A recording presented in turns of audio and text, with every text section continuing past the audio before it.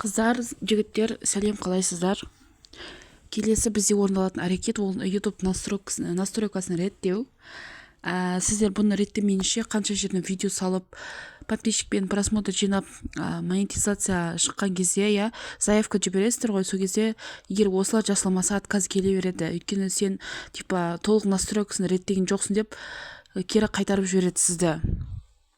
Сондықтан алдын ала осыны дайындап алыңыз. Тіпті видео салмай тұрып дайындап алсаңыз тіпті жақсы болады.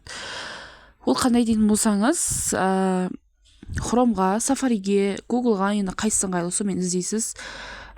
Творческая студия, YouTube, ПК версия, вход деп кірсеңіз болады. Өзіңіз білесіз, мына жақта осылай тұрады.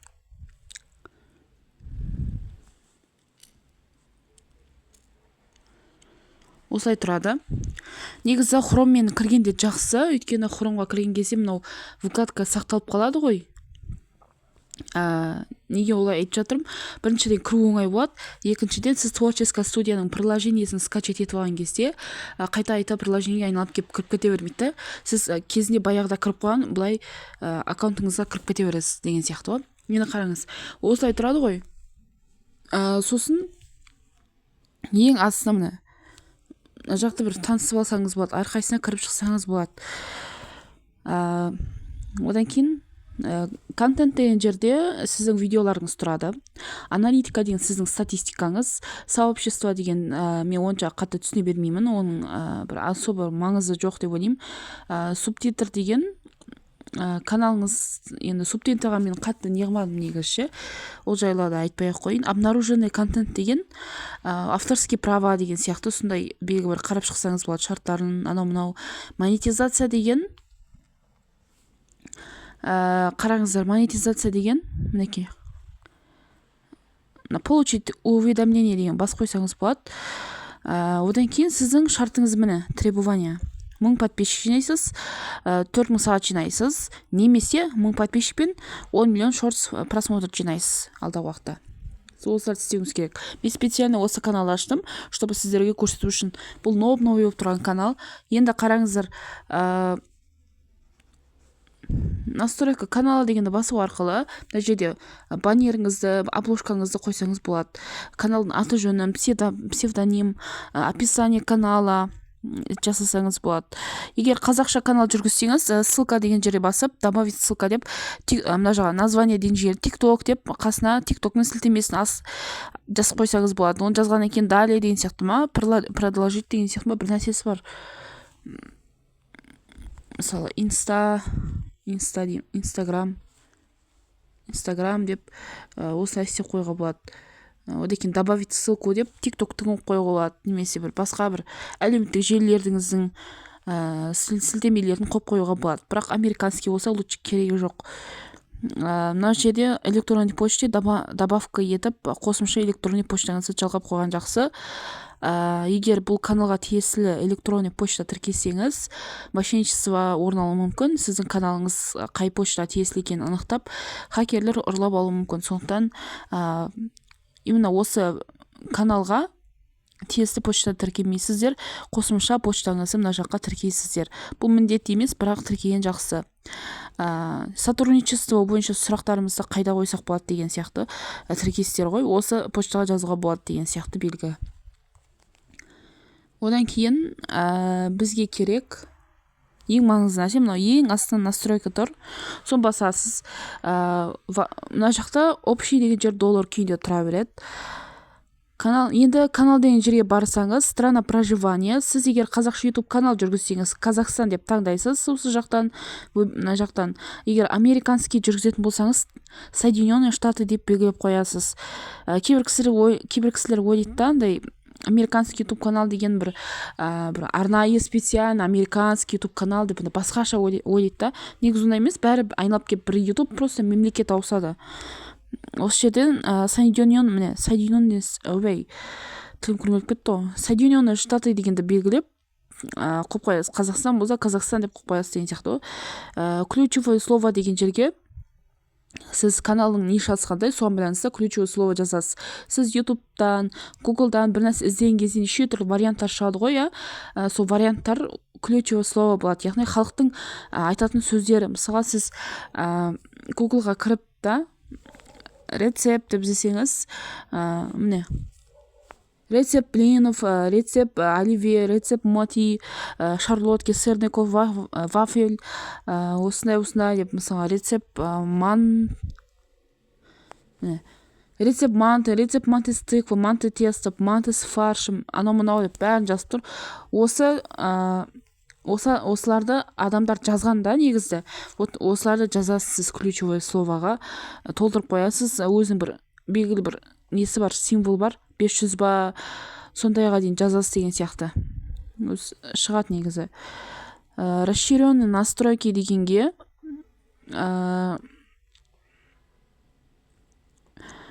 мынау ортасына қойсаңыздар болады. Менің каналым балаларға арналмаған, почти нет детского контента дегенді қосып қойсаңыз болады. Тіпті сіздің каналыңыз детский канал болса да, взрослый канал сияқты етіп белгілеп қойған дұрыс. Өйткені детский каналдың біріншіден монетизациясы азырақ болады, ақшасы азырақ болады, чем взрослыйға қарағанда. RPM аз болады. RPM дегеніміз ол 1000 просмотрға берілетін ақшасы. Одан кейін детский контенттер көп жағдайда тек қана YouTube Kids'та ғана болады. Одан кейін мына жақта оқып көрсеңіз болады.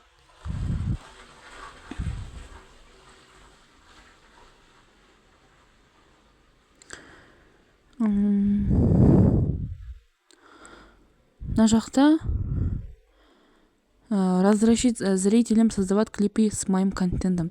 Егер сіздің контенттеріңізді қолдануға рұқсат берсеңіз, птичка қойсаңыз болады. Егер жоқ, керек емес десеңіз, өшіріп қойсаңыз болады. Мысалы, мен қалап тұрған жоқпын ба менің нелерімді қолданғанында. Осы жақтан оқысаңыз болады, орысша түсінсеңіздер болады. Если снят флажок, зрители больше не могут создавать клипы с вашим контентом, а уже созданные клипы будут заблокированы дейді. Короче, сондай бір нәрсе. Осыларды жақсылап оқысаңыз болады. Ең бастысы мына жақта қараңыз.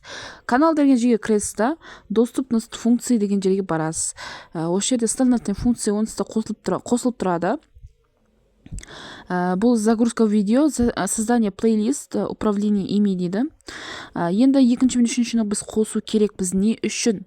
Біріншіден сол бағана айтқандай, монетизацияда отказ келмеу үшін керек болады. Екіншіден, сіз мына екіншісін қоссаңыз, 15 минуттан жоғары видеоны қоя аласыз, және де сол видеоларыңызға обложка қоя аласыз. Сіз қазір новый канал ашқандықтан обложка қоя алмайсыз. Сіз каналыңыздың бетіне әдемілеп мұқаба обложка дейді, онда бір превью деп айтады, сондай қоя алмайсыз. Өйткені сізде мынау қосылып тұрған жоқ. Сіз осыны қосу керексіз.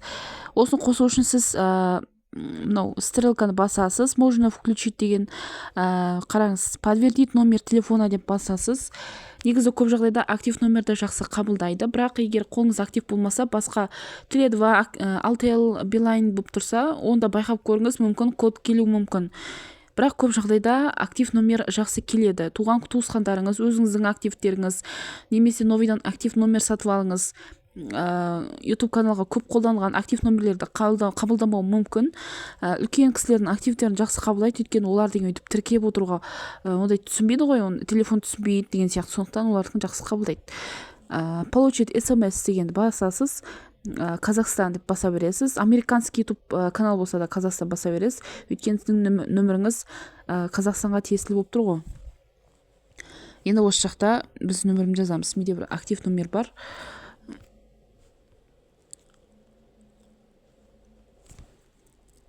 Мен мына актив номерімді жазамын қазір.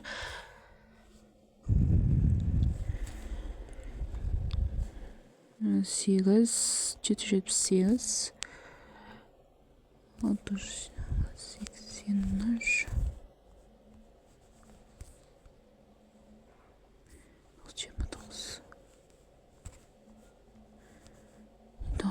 60 көрейік. Далее деп басасыз. Міне қараңыздар, осындай код келеді. Міне төбеден шығып тұр. Біз осыны көшіріп алу керекпіз. 73 58 96 73 58 96 отправить. Вот міне достар, номер телефона подключен деп тұр. Бұл тек қана бір рет қана, просто рұқсат беру үшін ғана керек болады. Ары қарай бір код анау керек емес, бір рет қана.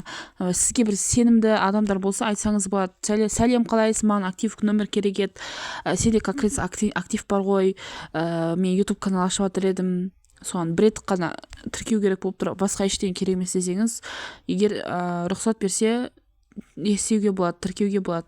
Рұқсат бермесе ештеңе етпейді, басқа актив таба саласыз. Үшінші, мына продвинутый функция дегеніміз, сіз көбірек видеоны загружать ету үшін, көбірек видеоны сала алуыңыз үшін, және де алдағы уақытта тікелей эфир анау деген сияқтыларға шығу үшін керек болады. Бұны да тоже можно включить дегенде шетін басасыз, получить доступ к функциями деген басасыз. Осы жерде 3 түрлі вариант береді. Қараңыз, сделаю 6-секундные видео селфи, сфотографирую удостоверение личности, буду развивать канал. Осы жерде қараңыздар. Біріншісі ол, сіз анау Каспи банк, Халық банкқа мысалы кірген кезде сұрайды ғой, оңға бұрыл, солға бұрыл, магните, поверните направо деген сияқты сонда видео түсесіз. Екіншісіне удостоверение личности тіркейсіз, суретке түсіріп. Үшіншісіне каналыңызды тұрақты 2 ай бойы жүргізсеңіз, қателеспесем, міне 2 ай бойы тұрақты жүргізсеңіз, YouTube'тың өзі сенім артып, өзі қосып береді деп отыр. Бірақ бұл жерде ең бір жақсысы, негізі ең біріншісі мынау 6 секунд видео селфи дейді. Өз басым осы ұнайды. Буду развивать канал дегенге бассақ 2 ай уақытын кетеді да, ананы қостыру үшін. Удостоверение личности бір белгілі бір уақытта қайтадан өшіріп тастайды, бір әдет бар екен, мен соны байқадым. Осы кезде бір кейбір кісілер ұялады, мен түрім салым келмейді деп. Осы жерде ұятты вообще ойлаудың керек жоқ достар. Ұятты вообще жерге көміп тастаңыздар. Оны былай ешкім ақтарып не істеп отқан жоқ. Далее деп басасыз. Подтвердите свою личность дейді. Сіздің осы каналға тиесілі почтаңызға қазір не барады, сообщение барады. Получит. Міне қараңыз. Енді жаңағы неге кіреміз? Азыр қайсет. Міне. Султан, пройдите видеоверификацию деп отыр. Типа каналдың иесі сен екенін көрсетті деп отыр ғой. Міне, оқысаңыз болады. Подтвердить личность. Осы жерде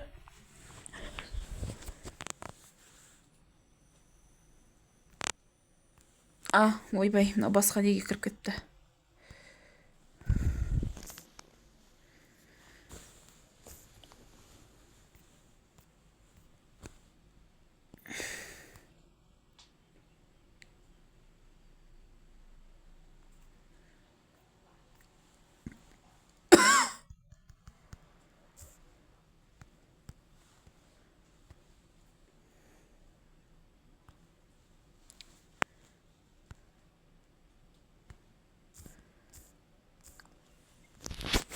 Қазір мені басқа аккаунтты көрсетіп тұр да, который мен настройкасын жасаған аккаунтымды көрсетіп тұр.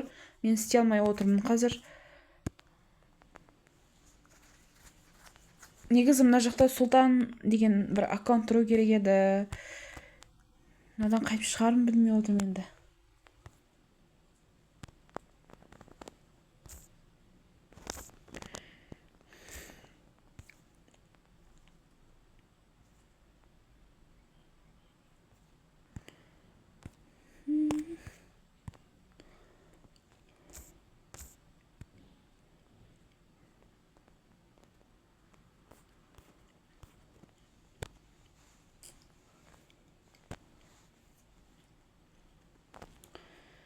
Бір адам сияқты көрсетейін мына жақта.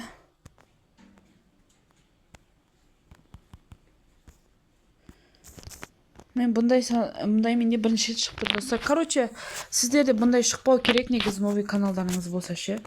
Мен мына жақта қалай ауыстыру керегіне түсінбей отырмын да. Басқа неге Gmailға ауысып істей салатын едім да. Қысқасы осылай осы жерде жазылады мынандай көзіңізге очки кимеу керексіз, жарықта тұру керексіз деген сияқты шығады. Орысша түсінесіздер деп ойлаймын. Солай ары қарай жалғастырып түсіресіздер ғой түрлеріңізді. Мына жақта қайта ескі аккаунтыма кіріп кетіп жатыр. Қысқасы осындай.